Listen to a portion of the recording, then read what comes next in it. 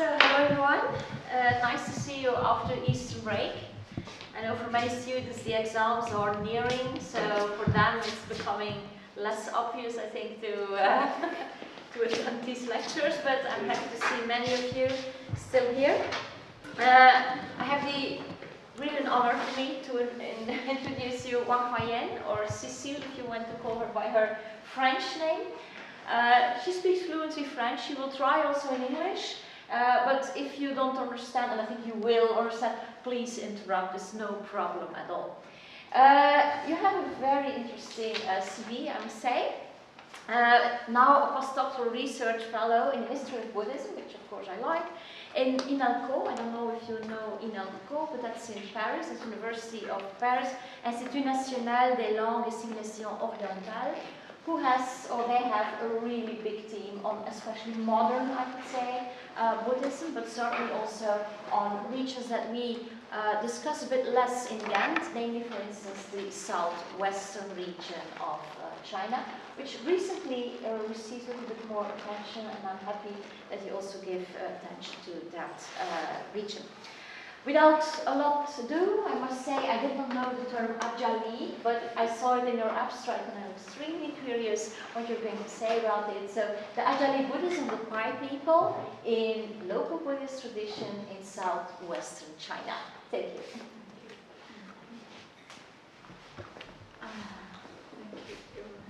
It's a great honor and a pleasure for me to be invited here to give this lecture.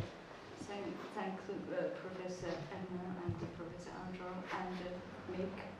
Thank you. And share with you this topic for me is very new also.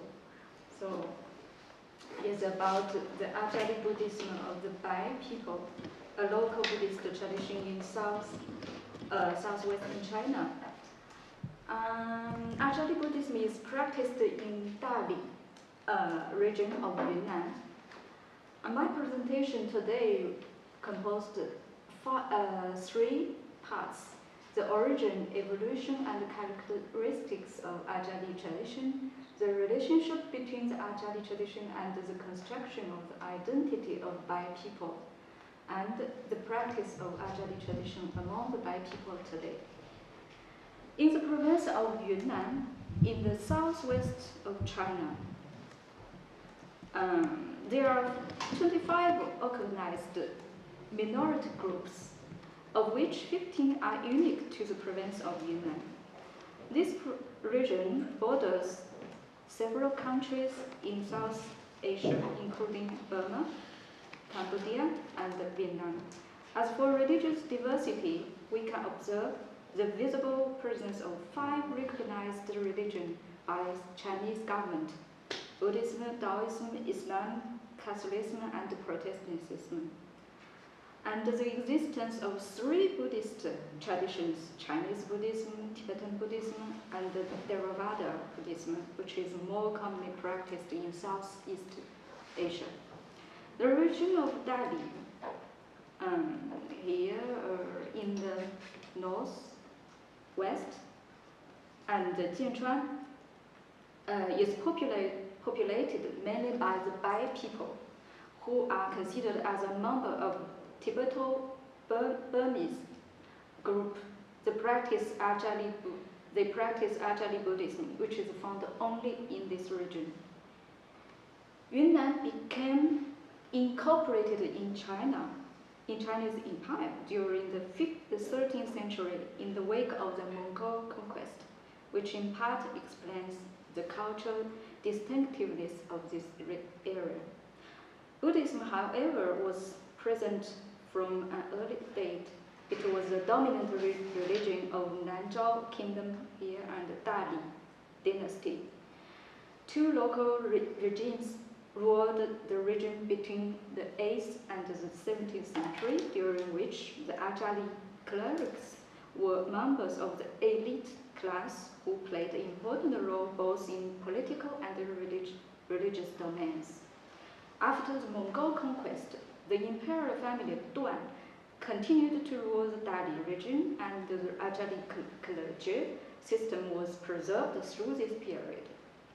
It was from the Mongol founded the Yuan dynasty here. It was from the beginning of the Ming in the 15th century that a real change took place. The new dynasty set up a series of more strict politics to control this region. The Azhali priests lost their privileges as ruling class and were transformed into local religious specialists. This map shows the situation toward the end of the Tang in the 9th century. This is Nanzhao that time, and this about that of the Song in the 12th century. That is Song, Dali, and Tibet here. Tang, Tibet, and Nanzhao. Song, Dali, and Tibet. And before my presentation, one thing may I draw your attention, the word Dali can refer several different things. The name of the dynasty, the administrative district, and the name of the city, of the capital of this region today. So today, the Azhali tradition is said to be a unique Buddhist tradition of Bai people of Yunnan, Azhali priests, who claim Buddhist identity in spite of the fact that they are not monks, perform domestic rituals and festival rituals for communities when needed. The rest of the time, they are members of the laity. This kind of Buddhist lay clergy is not very common in China today, outside of Tibet and some places in south of China. Therefore, many discussions have ensued over the origin of the Azhali tradition. Some have insisted that this tradition is an esoteric Buddhism of the Bai people or of Dali region. In doing so, they claim to practice a particular Buddhism which came neither from China nor from Tibet, but an esoteric Buddhism directly from India. So why are there so many debates about this tradition? Let's go back to its origin to try to understand it. Today's Azhali tradition is a continuity of the belief of Acarya Guanyin, or the nation founding Guanyin at the time of Nanzhao and Dali. This belief is an esoteric Buddhism of the Vajrahasika,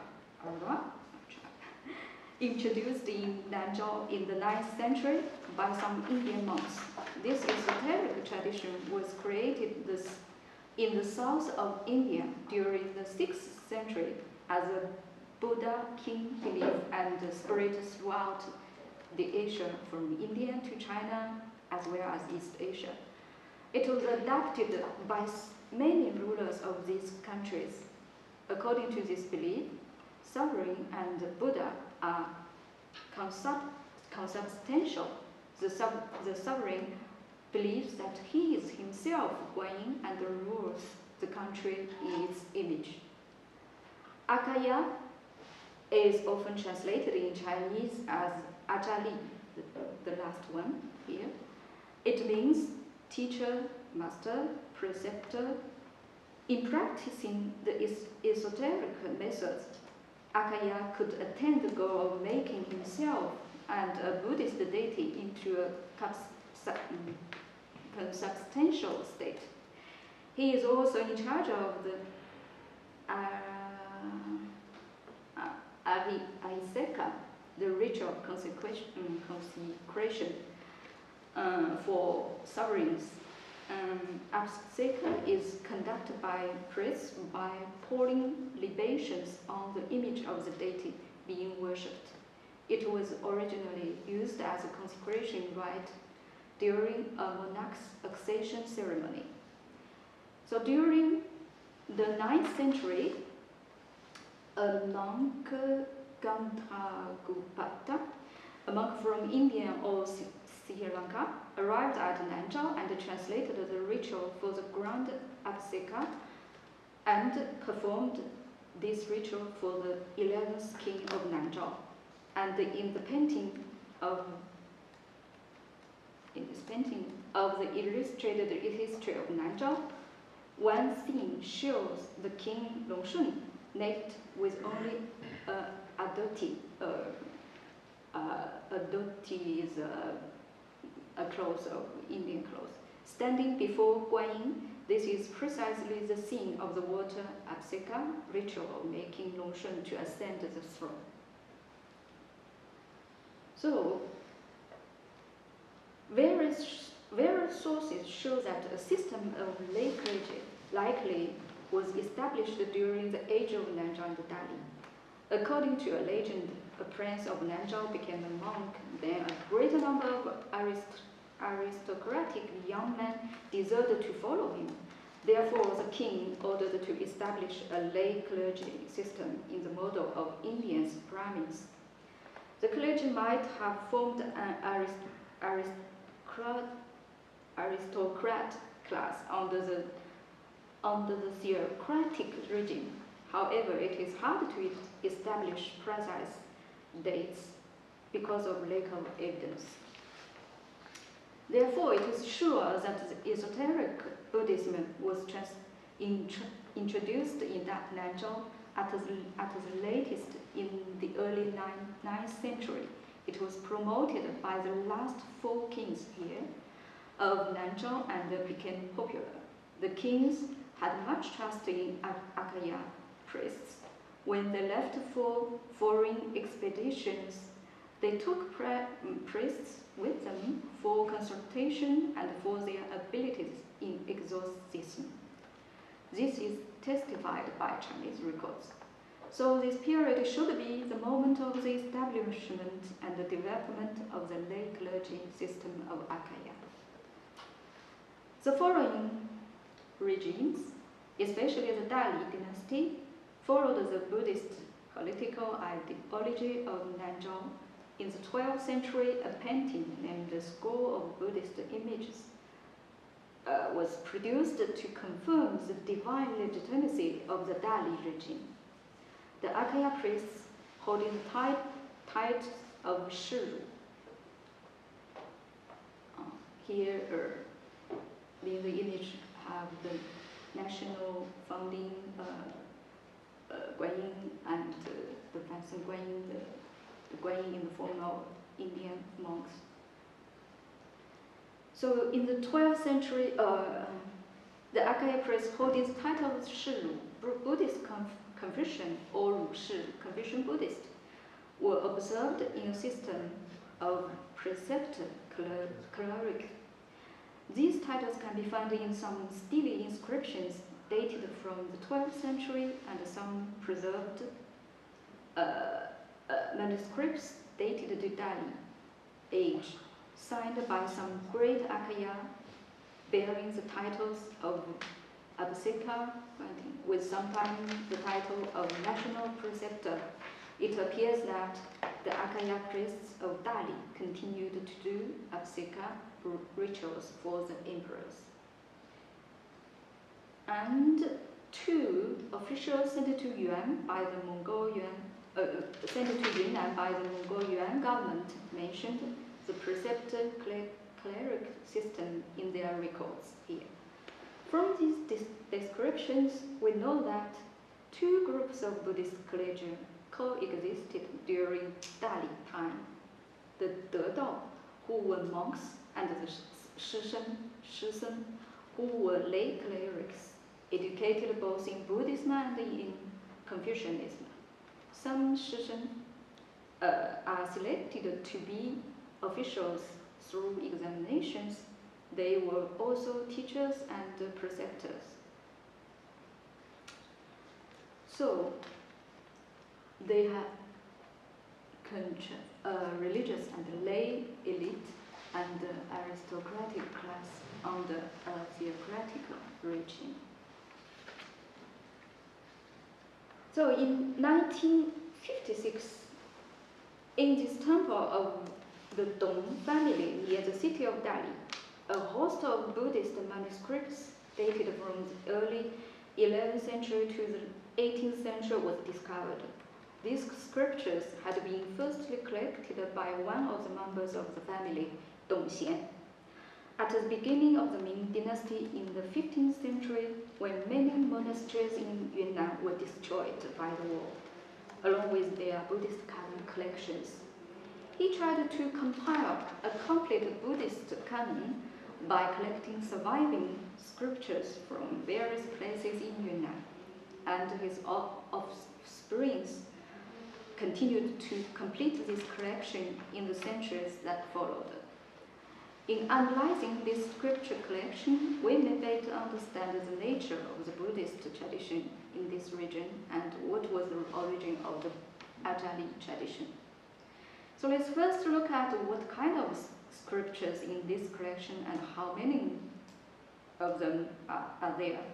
First, more than 20 volumes of Buddhist scriptures dated from the period of Dan survived, among which 6 are Esoteric Buddhist scriptures, while 15 are exoteric. Secondly, there are a great number of scriptures issued of several versions of printed Buddhist canon dated from the Song and the Yuan dynasty in other regions of China. They form the major part of this collection, more than 82% of the total. Thirdly, we find also a few of the Buddhist scriptures of Dali period, copied by the clerics living in the 15th century or later. These are all esoteric Buddhist scriptures.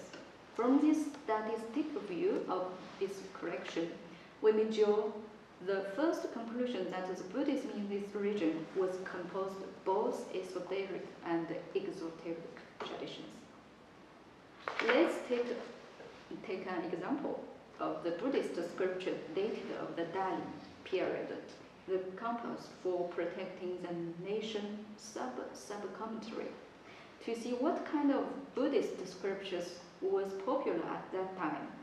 The scripture was composed in 908, while the manuscripture we have here is a copy dated in 1052.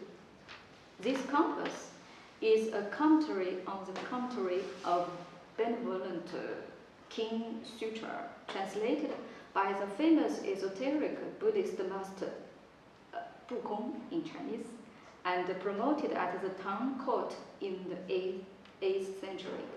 We could almost say that the esoteric Buddhist tradition in the time of Nanzhao and Dali played an important role since it had been adopted by the majority Asian countries between the 7th and the 10th centuries.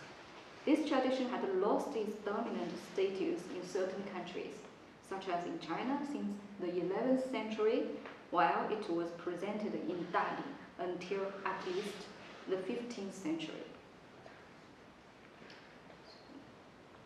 This is the manuscript, which in red is said to be in the language of the Bai, but some scholars think it is not a Bai language.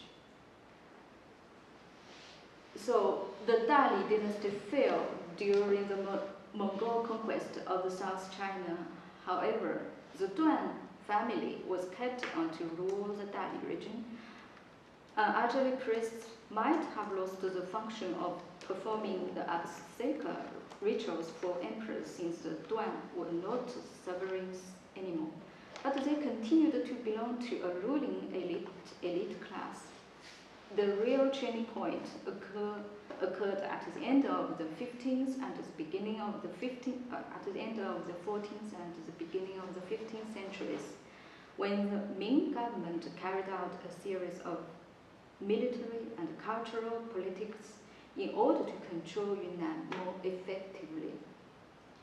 So during several expeditions, they burnt all the written evidence, whatever the official archives or the popular writings. During that, many monasteries and Buddhist canons were destroyed systematically. Here is an example recorded by the Dongxian, which we mentioned above. Later, the emperor of Ming ordered the Chinese monks to settle in Yunnan and build temples there. Yeah. This politics was disastrous for the Azhali Buddhist tradition, since, as we have seen, it had been a very developed system which had a close connection with the religious and the political lives in the past. In terms of politics, the Duan family's ruling in Delhi was definitively abolished by the Ming government. Thus the Azhali clergy lost support and legitimacy, as they had a too close relationship with the ancient regimes who became the enemy of the new dynasty. Their situation was delicate, if not in danger. The Ming government's politics of destruction of the indigenous Buddhist clergy in Delhi would have resulted from their awareness of the important role played in Buddhist clergy in political affairs of the ancient regimes. In terms of religion, the Azhali clergy put up with a ritual reform imposed by the Ming government. At the beginning of the dynasty, the emperor did a series of reforms to standardize the norm of vast realms concerning political, economic, and ritual questions. As far as the Buddhist ritual reform is concerned, the Ming emperor firstly classified the Chinese Buddhism into 3 categories, then standardized the liturgical scriptures and imposed them as authoritative texts in whole country. The clerics who practiced the first 2 Buddhism, said canonical Buddhism, were generally monks living in monasteries, while those performed the Jiao, said liturgical Buddhism, lived not necessarily in monasteries. They were often called as infusen. That means Buddhist clerics who reply the requests and go to do ritual services for individual needs or community temple events. As Azhali clerics belonged neither to the Chan nor to the Jiao, and because they had lost the political functions and the privileges, they were gradually considered as belonging to the Jiao, liturgical Buddhist, who did only ritual services. They, as the infusen in other regions of the empire, received an edict which standardized the liturgical scriptures. That is why we found so many Ming characteristics both in liturgical scriptures in the collection of Beitang Tian, we mentioned before, and in those that today Azhali priests use for their ritual services. So, what's the relationship between the Azhali Buddhist tradition and the bio-identity? According to indigenous sources here, the Delhi region was a Buddhist kingdom, and the mythical ancestry of the Bai people was Ashoka, an Indian emperor of the Huayan Dynasty. It was thought that sovereignty was conferred to Nanzhao rulers by nation-founding Guanyin, as we see. As far as the Azhali clergy is concerned, it is the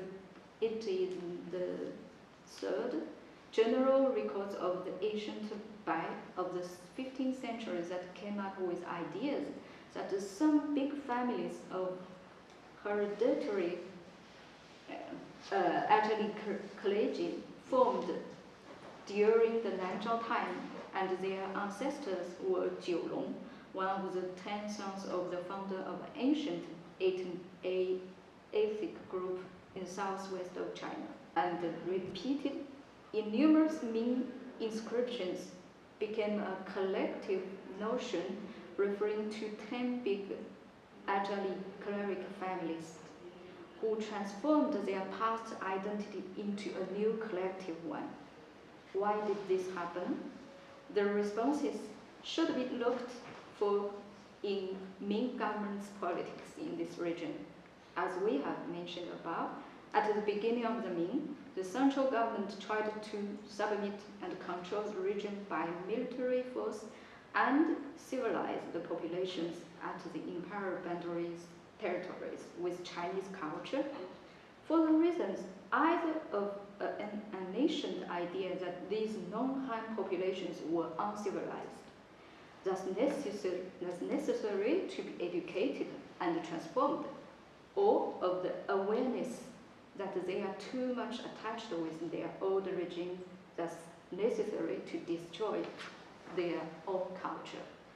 This is the case of the Dali population, especially the ruling class as Azhali clergy.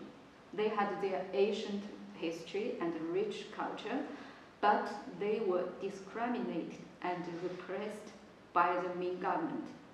This gave rise to their identity consciousness. In writing in bilanguage their own history, they built a kind of political discourse and declared their resistance to the Ming government's politics.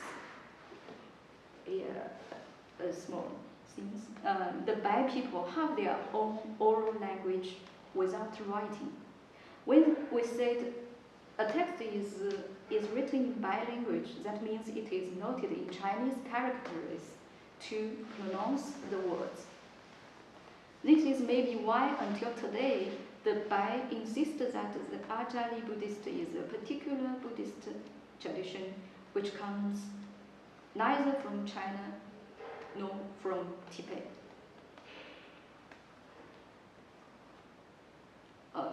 So now let's talk about the practice of Azhali Buddhism among the Bai people today. So,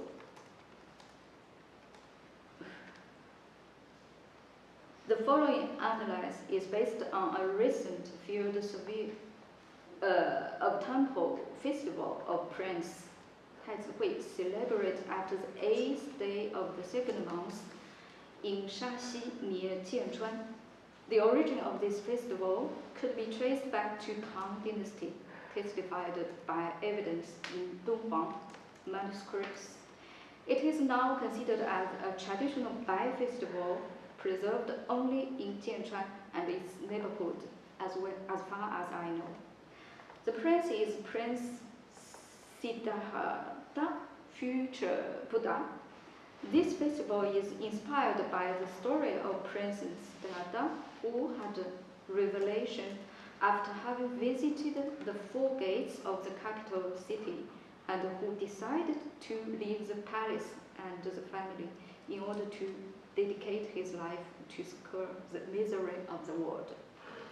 The festival, mentioned several times in Dunhuang manuscripts, was said to be introduced by Tibetans into Dali, Jianchuan area at the age of Nanzhao, dominated at that time by the Tibetan Empire. So in 2015, I attended this celebration in the Benju temple of Siden village in the Shaxi town. Shaxi is a market town located between Dali and Jianchuan along the ancient tea and horse trade road, which connects Yunnan with Tibet. Azhali priests celebrate rituals throughout the whole festival. That year, a team of 7 Azhali priests were in charge of the ritual celebration. They were men over 50 years old. At the head of this team is a 73-year-old man, Priest Li. He had begun learning to be an Azhali priest only at the age of 57 for personal interest. He, as the chief priest, was able to perform all the liturgies and play all instruments during the rituals. Of the 6 other members, there are 2 who are able to perform capable of performing rituals. Others played music instruments and assisted the chief priest. These tasks were never fixed. The members were almost all versatile. They changed tasks in turn, with the exception of the role of chief priest. Apart from this team, there was a young priest,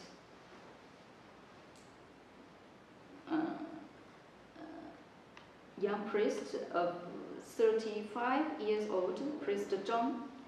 In everyday life, he works in a restaurant and cuts pork all day long. That day, he participated in performing rituals too, including playing the role of the chief priest. Although he was the youngest, he had the greatest seniority as an Azhali priest. He had learned it since childhood out of personal interest and not by family tradition. And during the festival period, rituals are performed from morning to night every day. For example, 8 rituals were celebrated during the first day of the Prince festival that year. 8 rituals. Each ritual is a set, including the formation of the liturgical space, the action of the chief priest and his assistants, the recitation of or singing of liturgical texts and music. It is difficult to understand an isolated ritual element out of this context. So, the opening of the ritual area forms a given space according to the 5 cardinal points, framed by 5 altars and 4 banners, on which are indicated the entrance and exit to the 4 realms: heavenly, earthly, human, and infernal. Above this space hung 3 lines of yellow and red cloth banners. These banners, called saint tablets, are written the titles of invited deities and the blessing invocations. It is the action of the priest between these spaces and the liturgical recitations and songs that give meaning to the text and the ritual itself. The fact that the Azhali priests still perform some ancient liturgies which have already disappeared in other parts of China allow us to better understand these liturgical Buddhist scriptures. Each these texts includes several sections composed of texts of various nature, sutras from the Buddhist canon, parts recited during rituals, and the hymns, which are rhymed narrative of the previous recited parts. The latter are sung by priests accompanied by musical instruments during the celebration of great rituals. Some hymns are sung by a group of women led by an old lady who plays a percussion instruments for rhythm. At last, some texts are psalms in Bai language, probably the only liturgical texts preserved in Bai language. The rest is in Chinese. The liturgical scripture found in spot are largely preserved in the form of scriptures and oral recitations. In addition, the scriptures are produced with the traditional methods, that is to say, calligraphy with the Chinese brush and old-fashioned paper, and the texts are copied in almost the same way as the old ones, in traditional characters, in vertical lines. This form reveals an esoteric and devotional dimension of manuscripts. They are kept voluntarily in state of manuscript and copied by hand by the disciple on the copy of the master at the time of ordination. The Azhali tradition has long been underestimated and kept out of academic interest due probably to the fact that many of its scriptures are not included in Buddhist canon, which is principal source for scholarly research on Buddhism. It is only very recent that this tradition has been studied with great progress. Among these, we can mention the work of Ho, who published a list of 56 liturgical scriptures used by Azhali priests and showed that they all come from the Chinese tradition. They would have been established and promulgated by the Ming government at the 15th century for all the Buddhist clergy of the empire. They were later diffused to Yunnan and imposed on priests on the spot. But that is not to say that the Azhali liturgies are exactly the same as those of their Chinese counterparts. In fact, according to Azhali priests, the differences are rather in the performance and the transmission. In fact, there are certain incantations are not written in liturgical scriptures, but transmitted orally from master to disciple as the esoteric tradition requires. Concerning the procedure, the liturgical performances give a great importance on the alternation of different types of gestures and recitations. So,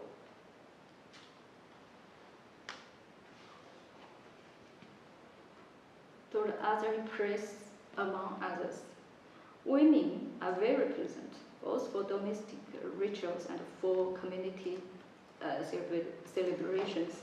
We can identify two main roles played respectively by a group of women who are distinguished by their age. Old ladies over 60 years old appear mainly within ritual space. They sing hymns during ritual performance alongside priests and prepare offerings. Middle-aged and younger women work around the kitchen to prepare meals for people present in the temple and for deities, the offerings. The old lady reciting sutras occupy a special, if not a dominant, place during these important community events. They are the ones who undertake the organizations of the events and who decide to engage which priests to celebrate the rituals.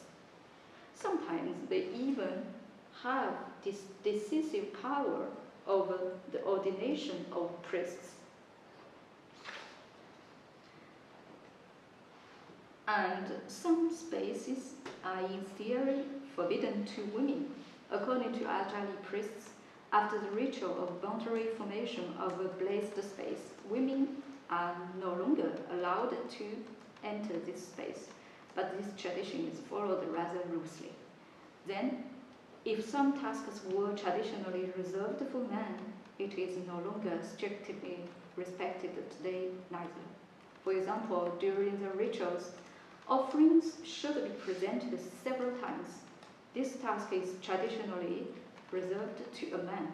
But during a ritual, I observed in absence of a chosen man, one of the old ladies reciting sutras was immediately put on her knees to ensure this role. No one was shocked, and the priest continued the ritual as if nothing had happened. Sometimes women take on special tasks that men do not want or be supposed to do, such as sacrifice for victims of bad death or generals in local wards, a domain reserved for women or spiritual mediums, who are often, but not exclusively, women.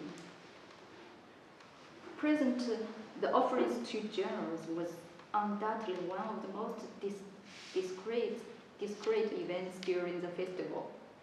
A very low altar was located in a corner against the wall on the gallery of the main hall of the temple. One of the Azhali priests told me that it was dedicated to the generals who had been killed during the conquest wars. On this altar, the offerings were very modest and atypical. There were alcohol and cigarettes, which was not the case for the other altars. Among the offerings, there should have been also 3 dishes with meat and 3 vegetarian offerings. The Azhali priest told me that the latter was fodder for generals' horses. It came from an ancient Median belief, he added. This belief seems popular among the Bai. The tragic conquest wars and numerous military deaths remain in local people's collective memory. At the end of the festival, once the rituals were over, the Azhali priest sat down for dinner. At that moment, I heard the old ladies singing again.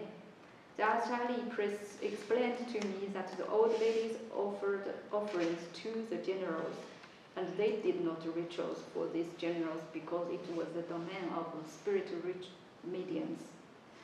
Following the direction of the sun, I saw that these old ladies gathered in hall without front or at the southeast corner of the yard, in the diagonal of the low altar mentioned above.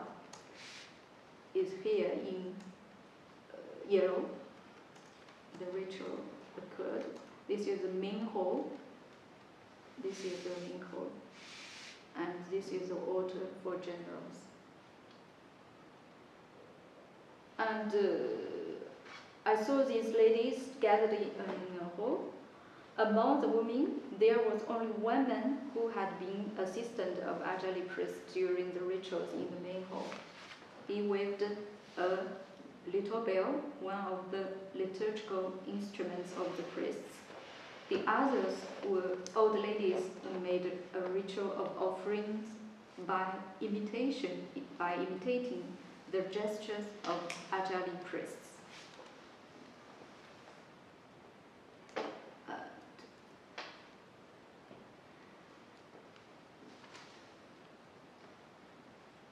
Although the festival of the prince does have a Buddhist origin and remains a Buddhist event, field observation also allows us to view the festival as through the lens of a village ritual.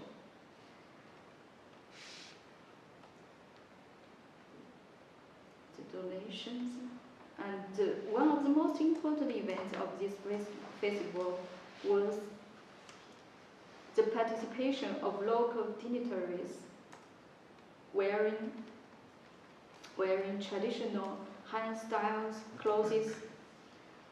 They were about 30 very old men and women, probably the oldest of the village, gathered in front of the prince's statues placed in the yard, on their knees or sitting on the benches before the departure of the procession cortege.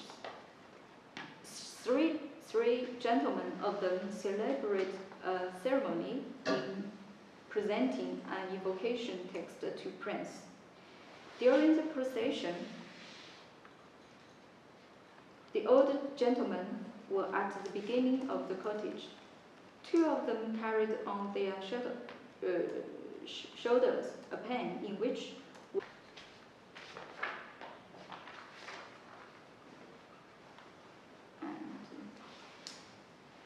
every year the festival is organized by two villages of town, Siden and Changle, together with a procession of the statues of the prince and the Buddha passing through the four gates from the town. The two villages organized a procession after a series of rituals. The two processions meet in the middle of the way to make one and finish the rest of the tour. This year, this fusion did not take place because the Changle village didn't organize a festival. We observed only when the cottage of Siden village passed in front of Changle village. The prince stopped and paid respect in its direction because it is said to be the home village of Prince's mother.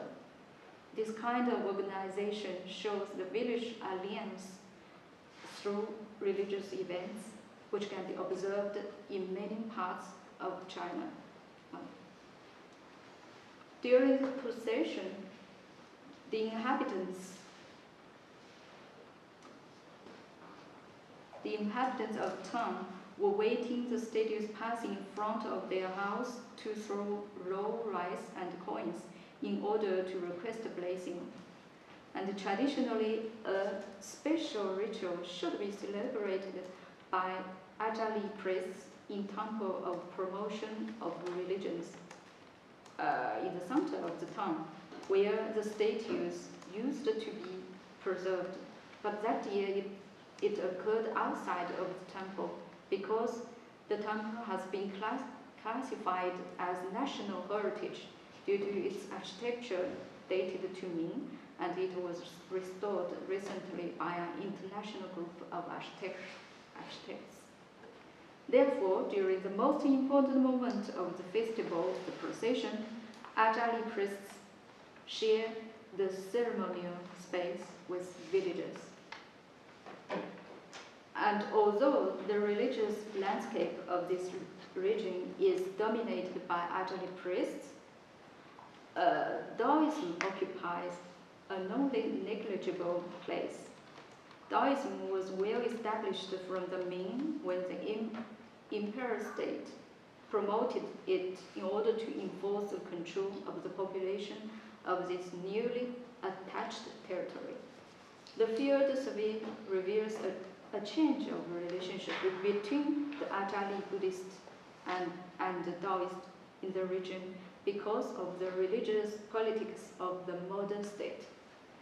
For a long time, the two traditions, Azhali Buddhist and Taoist, coexisted in a relatively harmonious relationship with a slight domination of the former.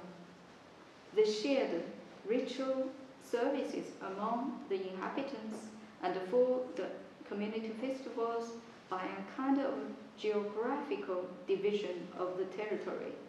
Certain villages apply for Azhali Buddhists, others for Taoists. The liturgical influence is mutual between the two traditions. But recently, this balance is threatened because of an uncertain status of Azhali priests as clergy.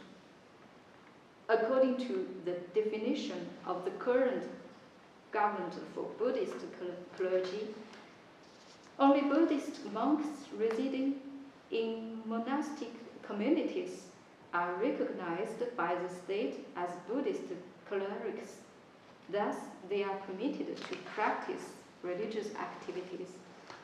But Azhali priests live in family and practice lay professions.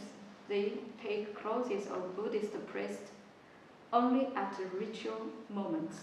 This model does not conform to the ideal of the Buddhist clerics defined by the Chinese Buddhist Association, official organ to manage Buddhist affairs. Members of the Buddhist Association do not recognize Azhali priests' Buddhist cleric identity. Azhali priests are therefore theoretically banned from performing religious activities. In this situation, the institutional issues, control of the clergy, academic considerations, how to define Chinese Buddhism and Esoteric Buddhism, and local claims intermingle. Until now, Azhali priests are unclassifiable according to the official categories of religious specialists. They still have not obtained official recognized status as religious specialists. So, recently, some Zhenyi Taoists who also live with their families, but they are recognized as religious specialists by the authorities, tried to convince the Azhali priests to be registered as Zhenyi Taoist priests. This creates a tension between the two local traditions. This story shows the extent to which the intervention of external power, including the central government's desire to control the local population and the clergy, has an impact on local religious practices. So, faced with this delicate situation, and also in order to preserve these traditions, some Azhali priests have resorted to other methods. Register the Azhali folk music on the list of intangible cultural heritage. But the Azhali music is a ritual music, but because of the sensitivity of the term religion, as well as because of conflicts with Buddhist authorities and Taoist priests, Azhali priests felt obliged to make this choice.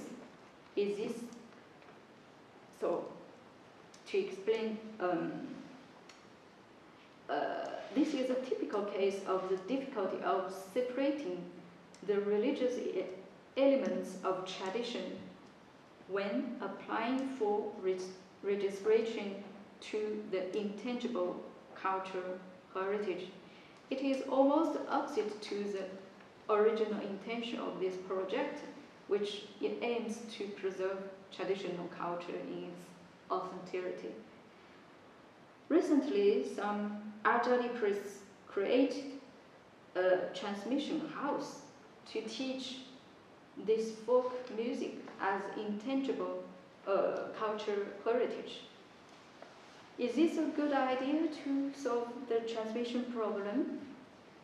Traditionally, the skills of Azhali priests were handed down from father to son, much less from master to disciple. But today, it is more and more difficult to maintain this transmission model. In the classes of two Azhali priests, in the cases of the two Azhali priests that I have mentioned above, neither old priest Li nor the young priest Zhang learned to be Azhali priests by family transmission. Their cases result both from a particular historical period when the transmission of traditions had been interrupted and from a personal initiative. On this last point, the young priest Zhang told me that he liked to watch the old Azhali priests performing rituals when he was a child. He followed them everywhere. After several months, the old priest finally agreed to teach him liturgical skills. I noticed that the young priest Zhang had better knowledge on liturgy than the old priest Li, who entered the profession at a more advanced age. But today, there are few children who are interested in rituals, like the priest John when he was a child. Besides, I noticed that during the 3 days of Prince Festival, there were very few children in the temple.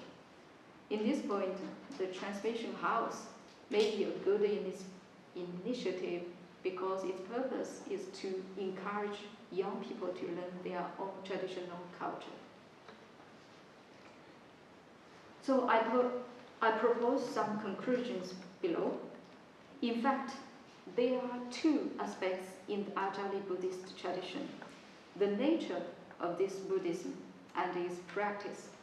For the first, we can say that this tradition is both esoteric and exoteric, with a clear accent on esoteric traditions. This results from its ancient roots from esoteric Buddhism introduced directly from Indians in the 9th century and probably influenced by later lost Chinese esoteric Buddhism, and the living Tibetan tantric tradition, both of which were developed at that time. As various esoteric traditions in the world, the Azhali Buddhism should have integrated local elements. For the second, its practice, it appears that Azhali clerics transformed from a privileged ruling class to a liturgical Buddhist specialist group. In the historical period, Nanzhao and Dali, it did exist an Acarya Buddhist lay clergy. Buddhism was very popular both for the ruling class and the common people. Azhali clerics were respectable men and had a very high valued social status. Many epigraphic inscriptions mentioned the person's Buddhist belief and considered that as a good value. This is very different from the Chinese epigraphic inscriptions in which the Buddhist belief of a man was rarely mentioned. And we find many cremation traces and stelae on which were engraved dharani in Sanskrit, most before the 17th century. All these attest that Buddhism was very popular in this region. The Azhali Buddhist tradition, as we see today, is rather a result of the rigorous reform or transform of the beginning of the Ming in the 15th century, which would be a big transition in the history of this tradition, and with the destruction of the written sources, we can hardly know more detailed information about what it was like before that period. With this reform, Azhali clerics became a kind of infusum who reply the request to do ritual services for individual needs or community temple events, and they keep the lay tradition living in family pattern, derived both from their own lay clergy tradition and the infusum tradition.